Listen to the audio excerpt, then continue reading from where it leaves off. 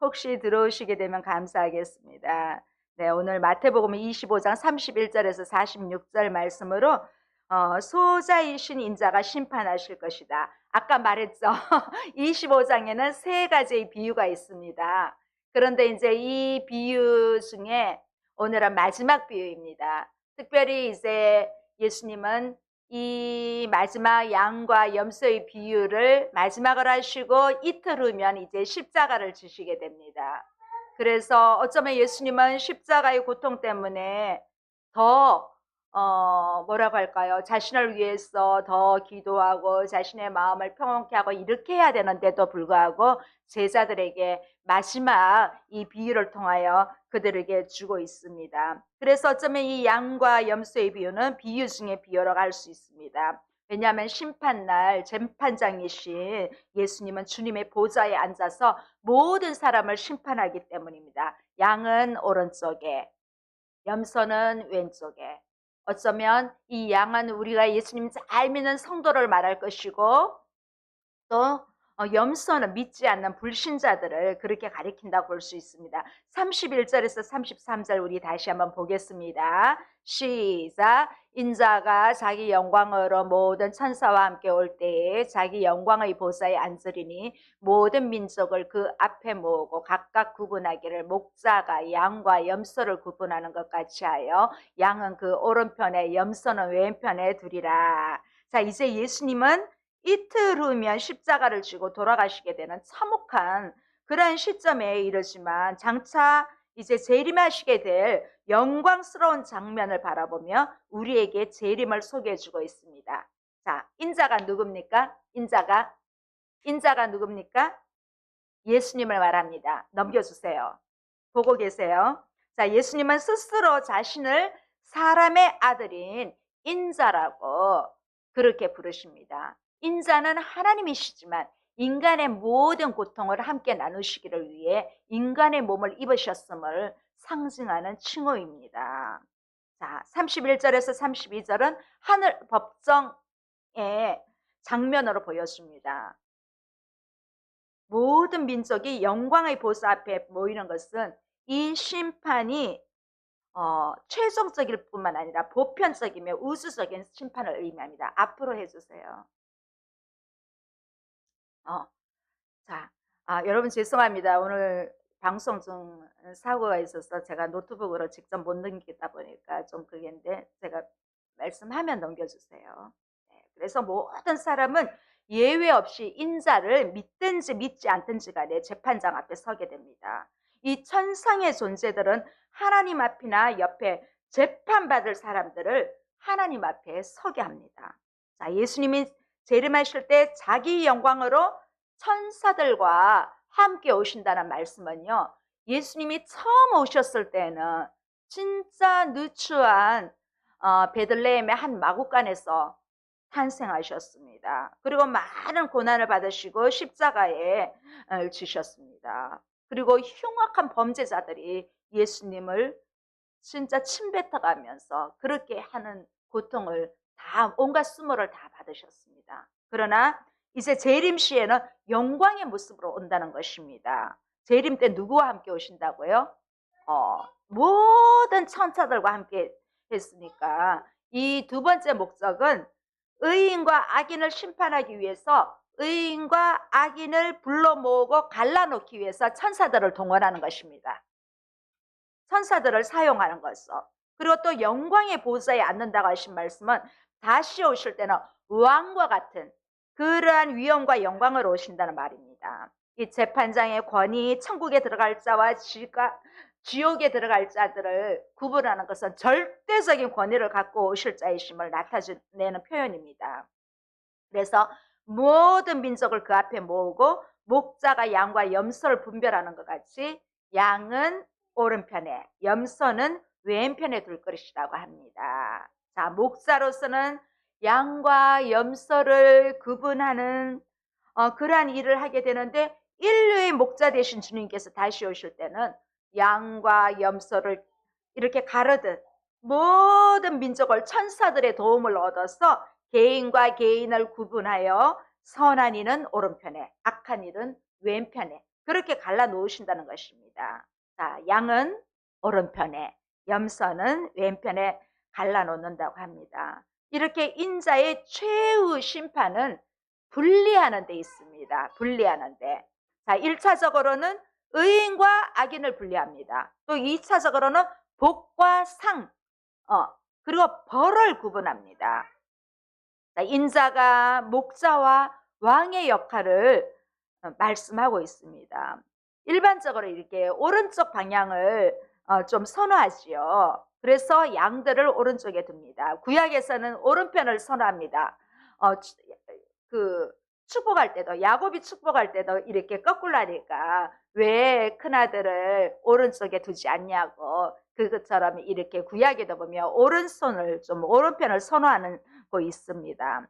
자, 이렇게 지상에서 하나님 나라에 들어갈 사람은 최후 심판 이후에 영원한 하나님 나라, 아버지의 나라에 들어가게 되는 것입니다. 오늘 이렇게 주어진 비유는 재림하셨을 때에 있을 일을 우리 눈앞에 보여주는 것 같습니다. 마치 비디오를 보는 것처럼 여러분이 이런 것이 연상되어야 합니다. 자, 이제 34절부터 40절까지는요, 예수님께서 오른쪽에 있는 어인들과의 대화 내용이 소개되고 있습니다. 34절에서 36절을 한번 볼까요?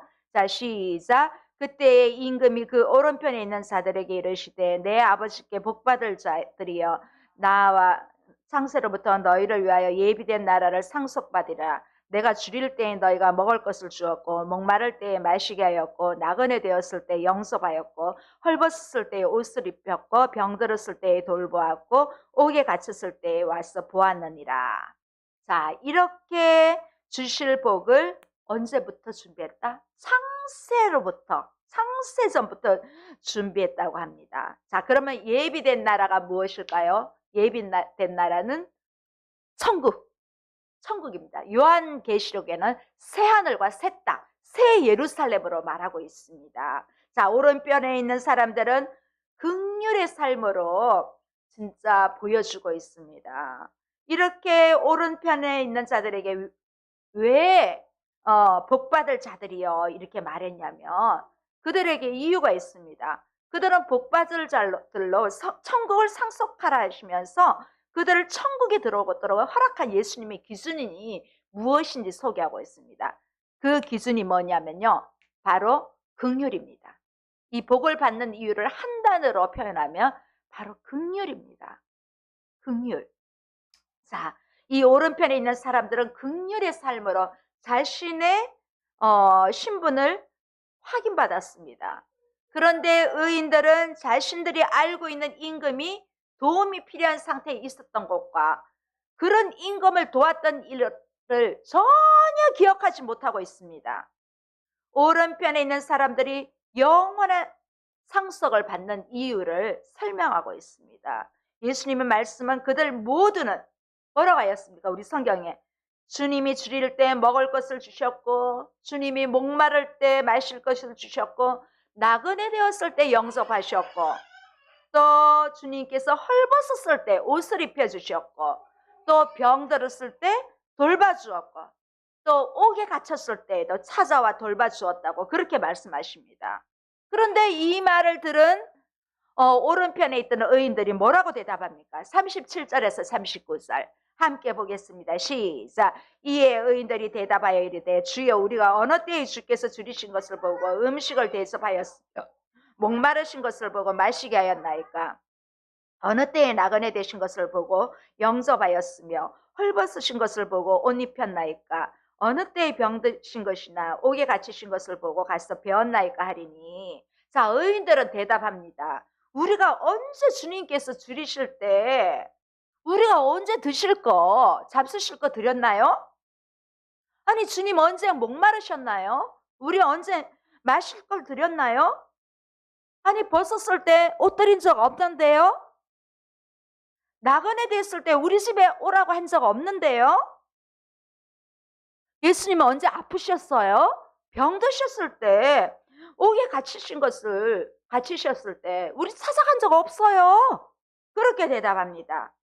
왜냐하면 이 의인들의 기억으로는 단 한 번도 예수님을 직접 도와드린 적이 없기 때문입니다. 사실 이 세상 어느 누구도 예수님께 직접 옷을 사드리고 잡수실 것을 직접 만들어드리며 병 드셨을 때 간호해 준 적이 없습니다. 그런 사람은 아무도 없습니다. 자, 결국 40절 한번 볼까요? 그들이 뭐라고 하는지. 40절, 임금이 대답하여 이르시되 내가 진실로 너에게 이르노니 너희가 여기 내 형제 중에 지극히 작은 자 하나에게 한 것이 곧 내게 한 것이니라 하시고, 자, 의인들의 질문을 받으신 재판장이신 심판장이신 예수님께서 뭐라고 말씀하십니까? 여기 내 형제 중에 지극히 작은 자 하나에게 한 것이 곧 내게 한 것이니라, 그렇게 말씀하십니다. 자, 예수님은 연약한 우리를 뭐라고 부릅니까? 형제라고 부릅니다. 여기 형제란 뭐냐면요, 형제란 예수님께서 받으실 상속을 우리도 받는다는 말이며 예수님께서 받으실 영광도 함께 받을 수 있다는 그러한 말입니다. 자, 예수님께서 말씀하시기를 지극히 작은 자 한 명에게 한 것이 바로 예수님께 해드리는 것이나 같은 것이라고 말씀하십니다. 그래서 예수님은 성도와 한 몸을 이루는 그러한 진리를 우리에게 가르쳐주고 있습니다. 연약한 우리를 예수님을 통하여 형제의 자리에 있게 해주시고, 또 누가 우리에게 또 잘해준다면 그것은 바로 예수님께 직접 잘해드린 것이나 똑같다는 의미를 보고 있습니다. 이렇게 오른편에 있는 의인들이 직접 예수님께 옷을 드리고 드실 것을 드리고 또 그런 건 아니었습니다. 그런데 어려운 처지에 있는 성도에게 양식을 나눠주고 몸이 아픈 성도들을 돌봐 주었다면 예수님을 직접 도와드린 일이 된다는 것입니다. 똑같은 의미입니다. 우리는 예수님께 직접 음식을 해드리고 주님을 직접 치료해드리고 직접 입혀드리는 방법을 이제 안 것입니다. 여러분 아셨습니까? 어떻게 하는 것이 주님께 하시는 것인지. 자, 성도의 이름을 가진 작은 자 한 명에게, 힘없고 가난한 어려운 그 누구에게 친절과 사랑을 베풀었다면 바로 그것이 우리 주님께 드리는 것이 된다는 것입니다. 똑같은 인정을 받는다는 사실입니다. 자, 주님을 직접 섬길 수 있는 길을 열어주신 우리 주님께 여러분 감사합시다. 자, 부자의 대우만 받으시는 주님이 아니시고 돈 없이 또 심히 또 약하고 그런 우리도 주님을 섬길 수 있는 기회를 주셨다는 것입니다. 자, 하나님은 부자의 대우만 받으시는 그러한 하나님이 아니십니다. 우리는 돈 없고 약할지라도 우리가 주님을 섬길 수 있는 방법이 있다는 것입니다. 자, 오른쪽에 선 합격 판정 받은 사람들은 배고픈 자들을 보고 배고픈 자들에게 먹을 것을 주었습니다. 옷을 추운 겨울에 얇은 옷을 입고 있는 사람에게 옷을 주었습니다. 정말 목말라는 사람에게 물을 주었습니다. 정말 주변에 어려웠고 아픈 사람에게 찾아가서 진짜 뭐 과일 하나 작은 거 하나 주는 것이 바로 하나님께 하는 것입니다. 자, 이런 사람들의 선행을 바로 주님께, 예수님께 나에게 한 것과 똑같다는 것을 보여주고 있습니다. 왜냐하면 예수님은 모든 것을 가지신 분인데 이렇게 함으로 주님을 영접했다는 것을 이 말씀을 통해서 이 양의 자리에 있는 사람들에게 말하고 있습니다. 그런데 이제 역전이 일어납니다. 41절에서 45절은요, 이 34절에서 40절과는 완전 반대의 현상이 펼쳐집니다.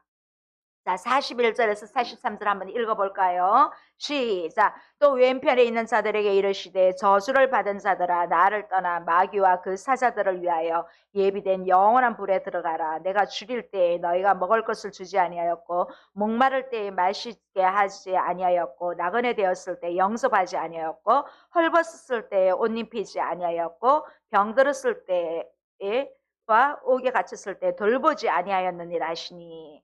자, 이렇게 복을 받은 의인들이 긍휼과 동정의 삶을 살았다면 악인들은 그렇지 않았습니다. 예수님의 영광을 위하는 길은 우리가 예수님 말씀을 지키는 것이고, 이 말씀을 지키는 것은 사랑의 실천입니다. 악인들은 의인들이 한 말과 반대로 자신들은 주님을 섬겼다고 말합니다. 그러나 왼편에 있는 자들에게 말씀하시기를 저주받은 자들아, 그렇게 부르고 있습니다. 자, 오른편에 있는 자들에게는 뭐라고 했습니까? 아버지께 복받을 자들이야. 비교가 되지 않습니까? 그리고 또 오른편에 있는 자들에게는 나와 이렇게 말했는데, 왼편에 있는 자들에게는 나를 떠나라. 분명히 진짜 비교가 되고 있습니다. 또 왼편에 있는 자들에게는 마귀와 그 사자들을 위하여 예비된 영원한 불에 들어가라고 그렇게 말씀하고 있습니다. 자, 예수님께서 오른편에 있는 자들에게 창세로부터 너희를 위해 예비된 나라를 상속하라, 이 말과 완전 차이가 있죠. 엄청난 대접의 차이가 있습니다.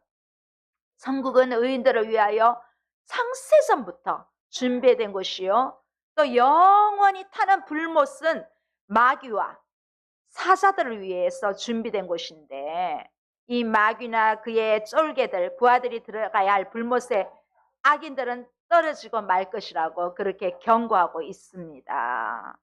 이렇게 이 교훈을 받는 우리는 우리의 눈과 귀가 번쩍 떠야 합니다. 만약에 내 자리가 양의 자리가 되어야 되는데 내 자리가 염소의 자리가 되면 되겠습니까? 안 되잖아요. 영원한 불못. 자, 근데 예수님이 말씀하신 것은 무슨 살인한 것도 아니고 가늠한 것도 아니고 도둑질할 큰 잘못을 저지른 것도 아닌데 그러한 지적을 하지 않으십니다. 해야 할 일을 하지 않았을 때 지적하고 있습니다. 정말 어떻게 생각하면 아주 작은 것입니다. 그런데 예수님은 우리의 착한 행실을 원하신다는 것입니다. 우리의 착한 행실을 정말 힘든 사람들에게 찾아가 주기를 바라는 것입니다.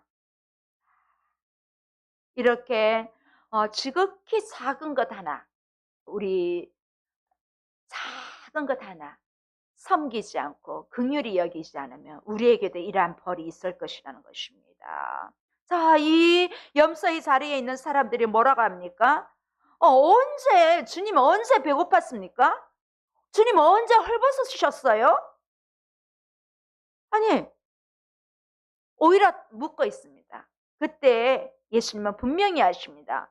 성도 중에 지극히 작은 자 한 명에게 하지 않는 것이 바로 내게 하지 않는 것이라고 그렇게 말하고 있습니다. 성도를 사랑하지 않는 죄목이 바로 그들의 염소의 자리에 앉게 된 주된 죄목이라는 것입니다. 우리가 생각하기에는 내 주변에 있는 사람 내가 안 돌본다고 내가 큰 잘못이야? 그렇게 생각할 수 있습니다. 그런데 나는 잘못이라 생각하지 않을 수 있는데 염소에 있는 사람처럼 그거 왜 제가 꼭 그렇게 해야 하는 건가요? 그렇게 할 수 있습니다.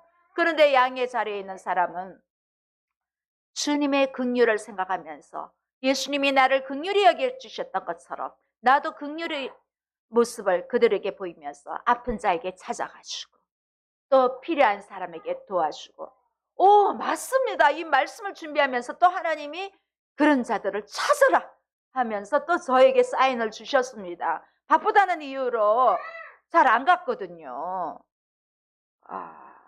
그래요. 아니 무슨 우리 인간의 눈으로 볼 때는 살인을 해야 진짜 염소 자리 가는 거고 도둑질해야 분명히 판정을 받을 수 있는 그런 사람들이 염소의 자리에 가는 거지, 어떻게 좀 내 이웃을 조금 덜 보지 않았다고 어떻게 염소의 자리에 갈 수 있냐, 그렇게 따지는 것입니다. 그래서 왼편에 있는 자들이 대답을 합니다. 뭐라고 합니까? 44절에서 46절 한번 읽어보겠습니다. 시작. 그들도 대답하여 이르되 주여 우리가 어느 때에 주께서 줄이신 것이나 목마르신 것이나 나그네 되신 것이나 헐벗으신 것이나 병드신 것이나 옥에 갇히신 것을 보고 공양하지 아니하더이까. 이에 임금이 대답하여 이르시되 내가 진실로 너에게 이르노니 이 지극히 작은 자 하나에게 하지 아니한 것이 곧 내게 하지 아니한 것이니라 하시리니 그들은 영벌에, 의인들은 영생에 들어가리라 하시니라. 자, 이렇게 염소의 자리인 왼편의 선자들이 왼편에 설 수밖에 없었던 이유를 보면 아마 그들도 예수님을 사랑할 수도 있어요. 예수님은 사랑할 수도 있습니다. 교회는 나올 수 있습니다. 그런데 사람을 사랑한 일에는 실패하는 사람들입니다. 내가 교회는 나오지만 나와 함께 있는 공동체 중에 어려운 사람을 전혀 모른 채, 그건 염소의 자리라는 것입니다. 자, 우리가 여기 본문을 통해서 배울 수 있는 사실은 예수님을 사랑하는 길이란 주님을 나의 구주로 믿는 믿음이 반드시 필요합니다. 반드시 구원받아야 합니다. 여기에다 하나 더, 자신이 가진 능력을 가지고 우리 주님 대신에 우리 믿는 형제들에게, 때로는 믿지 않는 지체들까지도 그들에게 사랑을 베풀어야 한다는 그러한 사실입니다. 우리가 이 사랑을 공급해야 된다는 사실입니다. 좀 일상생활에서 예를 한번 들어볼까요? 요즘은 핵가족화되고 또 자녀들도 한 명인 가정들이 많지만은 그래도 2명 이상 되는 가정에서 형제들이 진짜 원수처럼 만나지 않는 사람들도 있대요. 가끔 전에 뭐더라? 이렇게 TV에 그런 프로그램이 있었어요. 안 보고 몇 년 만에 다시 만나는. 이와 반대로 2명 이사의 형제들이 우애 좋게 서로 뭐가 필요하다면 돈도 빌려줄 수도 있고 그냥 줄 수도 있고 또 먹을 거 있으면 나눠주고, 이렇게 형제 자매가 우애 있게 산다면 부모로서는 그거보다 더한 기쁨이 없을 거예요. 저도 가만히 생각해 보면 아이들이 여태까지 때려본 적이 한 두세 번이나 될까요?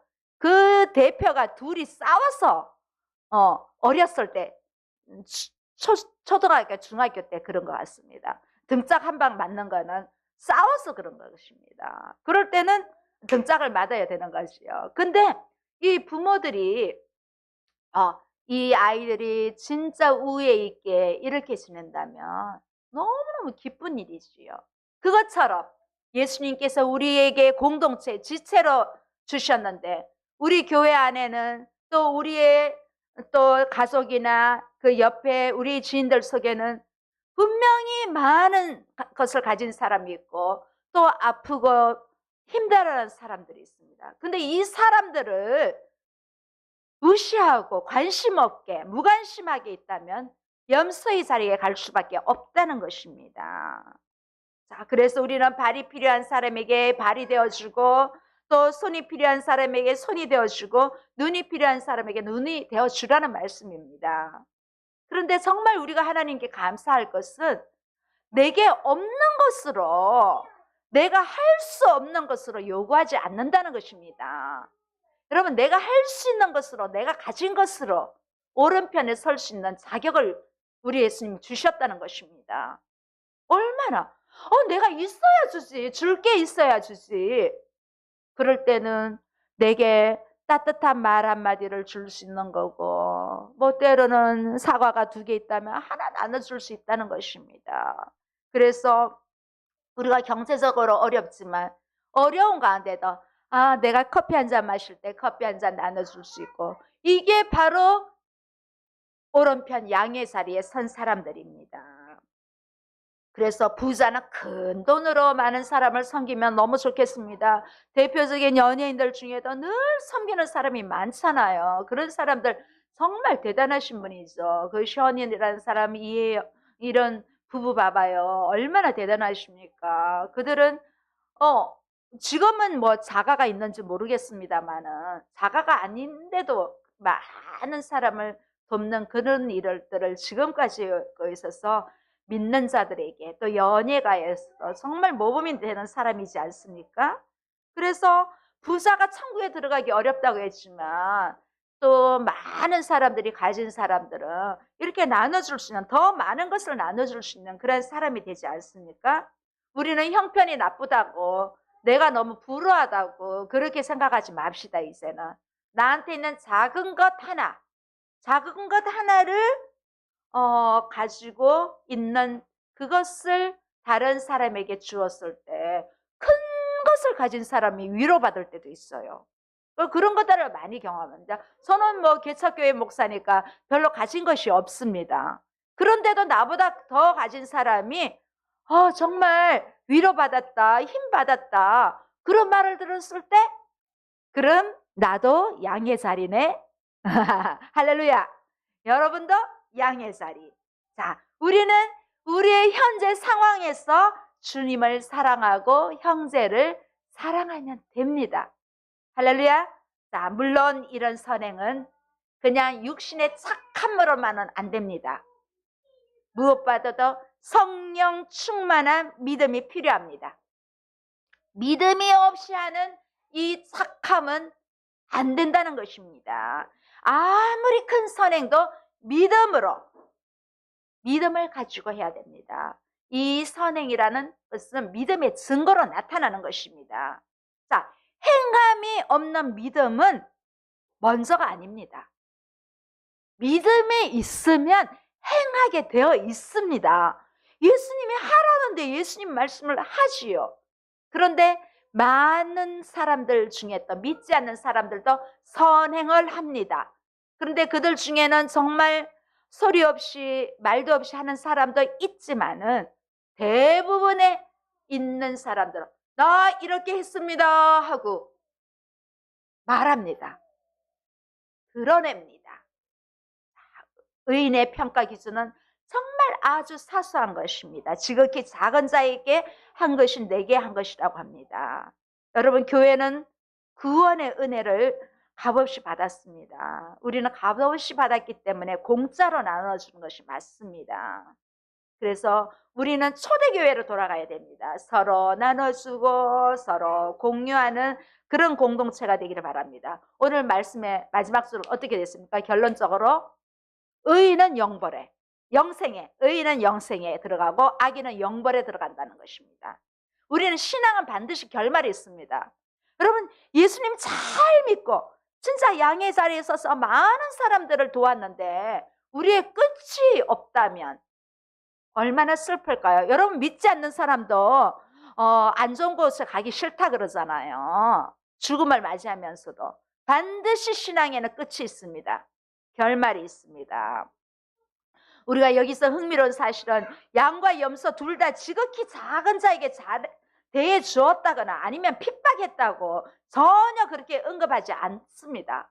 그런데 심판주이신 예수님께서 그렇게 말했을 뿐입니다. 더군다나 양은 임금님에게 잘해준 적이 없다고 자백만 했는데도 임금은 오히려 잘했다고 칭찬합니다. 또 염소는 임금에게 얼마나 잘 돼 주었냐고 따지지만 오히려 잘못했다고 그러한 염소의 자리로 판정해버립니다. 인간 사회에 있어서는 예절과 태도 이런 것이 중요하지만 이런 것들이 구원과는 직접적으로 연관이 없다는 것입니다. 자, 이 임금은 줄이고 목마르고 나그네가 될 수가 없습니다. 이 임금은 다 가진 사람입니다. 다 가진 자입니다. 오히려 그 반대로 임금이 신하에게 주어야 합니다. 이 비유에서 임금은 앞으로 장차 영광 중에 강림하실 우리 예수님을 말씀하십니다. 자, 결국 마지막 때에 하나님의 심판의 기준은 무엇입니까? 인간으로서, 우리가 이 땅에 인간으로서 태어났습니다. 왔습니다. 최소한의 인간으로서 행할 바를 기본 도리대로 살았는지 여부를 보시겠다는 것입니다. 다른 사람을 외모로 보지 않고 하나님이 한 사람 한 사람을 아주 귀하고 소중한 존재로 지었음을 확신하고 그들의 기본적인 필요를 채워주었느냐를 따지는 것입니다. 그래서 선행과 구제를 얼마나 성실히 행하느냐 보신다는 그러한 단순한 뜻은 아닙니다. 예수님은 지극히 작은 자 한 명에게 잘했는지를 보신다고 합니다. 소자이신 작은 자이신 예수님은 반드시 심판하십니다. 여러분 오늘 이 말씀 저희 모두 각자에게 주는 메시지를 받아들이고 우리는 반드시 오른편에 양의 자리에 서기를 간절히 소원합니다. 기도하시겠습니다. 좋으신 하나님 감사합니다. 오늘 주님께서 함께 하심으로 우리가 작은 사람 한 명에게 잘하는 것이 우리의 어려운 이웃에 있는 사람 중에 그 한 명에게 잘하는 것이 하나님의 정말 상의 자리로 가는 길임을 오늘 알았습니다. 비록 내게 많은 것이 없더라도 내게 가진 작은 것 하나라도 나눠줄 수 있는 넉넉한 마음을 주시기를 원합니다. 그렇게 말씀대로 살아가기를 우리 모두에게 주님은 이 시간도 말씀하여 주신 줄 믿습니다. 그 말씀에 부응하여 순종하는 저희가 될 수 있도록 은혜를 베풀어 주시옵소서. 예수님 이름으로 기도드립니다. 아멘. 네, 우리 찬양하시겠습니다. 성령이여 우리 195장